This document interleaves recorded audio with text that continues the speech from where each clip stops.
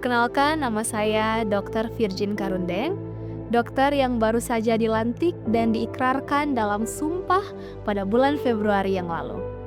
Saat ini sementara mempersiapkan diri untuk pendaftaran dokter internship pada mulai Mei nanti.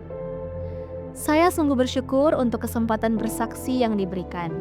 Kesempatan ini bukan hanya dapat menguatkan saudara-saudari yang mendengar, tetapi juga menguatkan saya. Ketika saya mengingat ke belakang dalam peristiwa-peristiwa kehidupan, ada begitu banyak pertolongan Tuhan yang nyata. Terlihat seperti seolah-olah tidak ada harapan, tetapi Ia selalu menyatakan kuasa-Nya tepat pada waktunya. Terlihat seolah saya sudah mau tergelincir dan jatuh, tetapi Ia mengulurkan tangannya dan mengangkat saya. Tidak cukup waktu yang diberikan untuk menceritakan bagaimana baiknya Tuhan itu. Tetapi pada kesempatan ini, saya rindu untuk bersaksi sedikit dari sekian banyaknya mujizat yang Tuhan nyatakan, sehingga saya bisa menjadi seorang dokter. Dari semenjak SD, saya sudah sering terlibat dalam pelayanan di bidang kesehatan. Saya orangnya memang suka belajar dan suka eksplor sesuatu yang baru yang terkesan membosankan bagi anak remaja. Apabila ada seminar kesehatan, seminar eskatologi, saya dari kecil sudah duduk paling depan untuk mendengarkan. Di pikiran yang kecil itu tersimpan begitu banyak pertanyaan dan rasa ingin tahu yang besar. Ketertarikan saya di bidang kesehatan membuat semua orang yang dekat dengan saya tahu apa cita-cita saya. Cita-cita saya adalah menjadi seorang nutritionist atau ahli gizi. Kelas 1 SMA, saya sudah mendalami Medical Missionary Ministry ketika mengikuti pelatihan Medical Missionary selama 1 bulan di saat libur sekolah. Dan di sanalah saya menemukan sukacita sejati. Tidak pernah dalam hidup saya mengalami kedamaian dan kebahagiaan ketika memperbaharui kehidupan rohani bersama Tuhan. Singkat cerita, akhirnya saya tiba pada keputusan yang sulit. Keputusan yang akan membawa arah hidup saya ke depan. Habis dari SMA, mau kemana? Mimpi menjadi seorang ahli nutrisi sudah terkubur karena biaya ke luar negeri untuk ambil jurusan itu sangatlah mahal dan tidak dapat disanggupi oleh kedua orang tua saya. Sehingga yang ada di benak saya saat itu adalah fakultas kedokteran. Tetapi saudara tahu bahwa seleksi masuk fakultas kedokteran bukanlah hal yang mudah. Saya harus bersaing dengan teman-teman seangkatan saya dan harus mengikuti serangkaian tahap demi tahap yang begitu ketat dan melelahkan. Selain itu, biaya kuliahnya begitu mahal dan tidak sanggup untuk dipenuhi oleh kedua orang tua saya.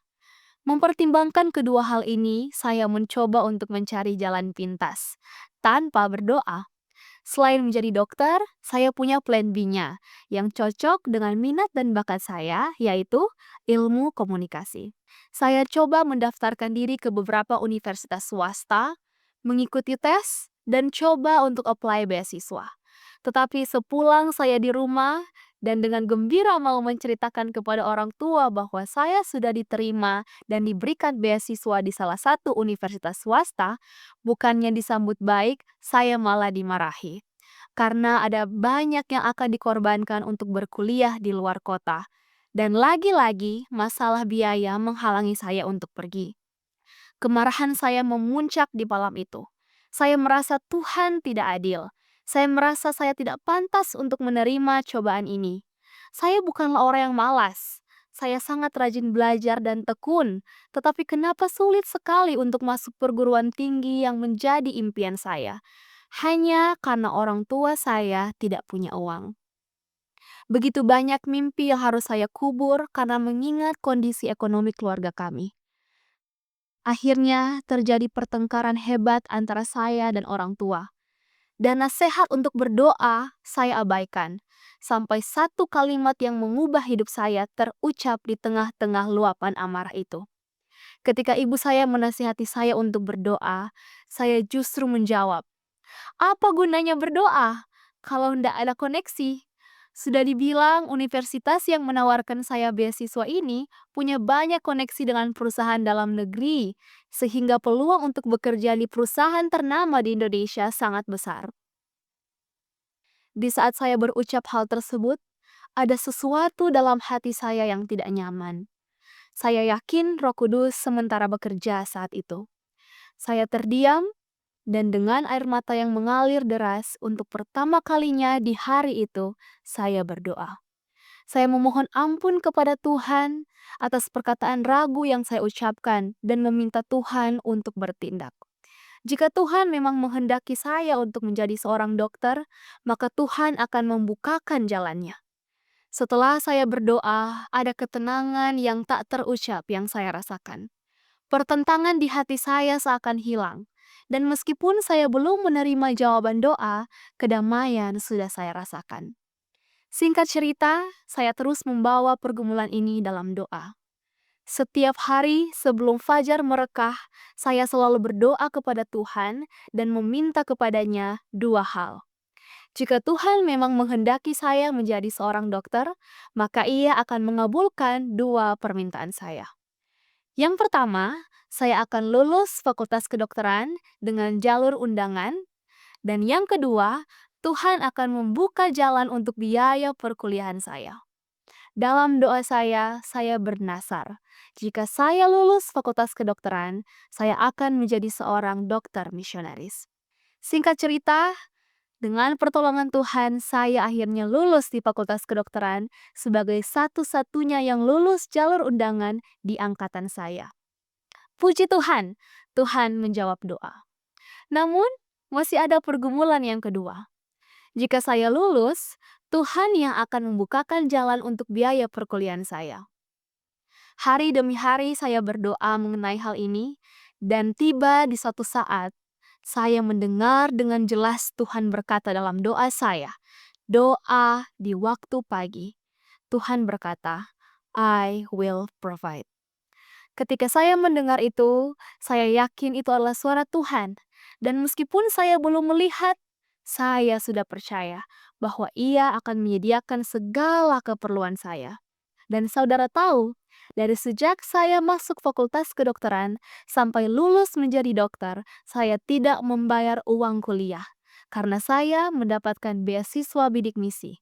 Dan sewaktu saya hendak mau koas, ada begitu banyak pengeluaran yang harus ditanggulangi oleh orang tua saya yang tidak di-cover oleh pemerintah. Namun secara tiba-tiba, saya dihubungi oleh seorang sponsor dan ditawarkan untuk diberikan beasiswa bantuan biaya hidup selama menempuh pendidikan profesi dokter. Saudara dapat membayangkan bagaimana Tuhan telah melihat jauh ke depan. Lutut saya mungkin tersujud di malam yang tampaknya tidak berpengharapan itu. Tetapi Tuhan telah melihat jauh ke depan.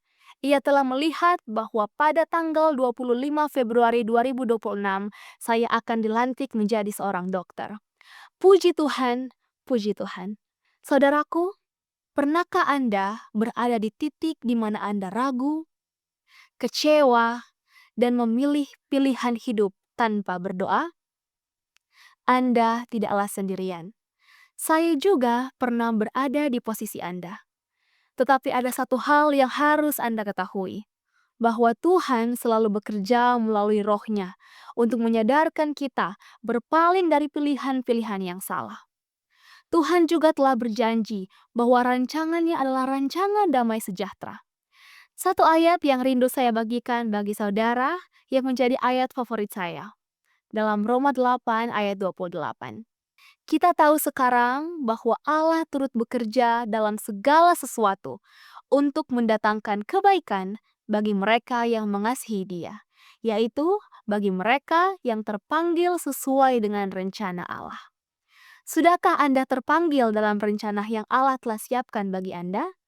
Dan maukah Anda menapaki jalan yang seolah suram dan tak berarah itu dengan yakin dan bersukacita, mengetahui bahwa Allah yang kita sembah telah berada jauh di depan, menunggu kita dengan senyuman dan tangan yang terbuka untuk menyambut kita.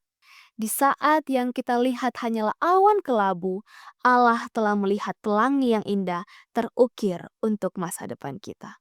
Kiranya Tuhan memberkati kita sekalian. Untuk kepujian bagi nama Tuhan, saya bawa kesaksian ini. Amin.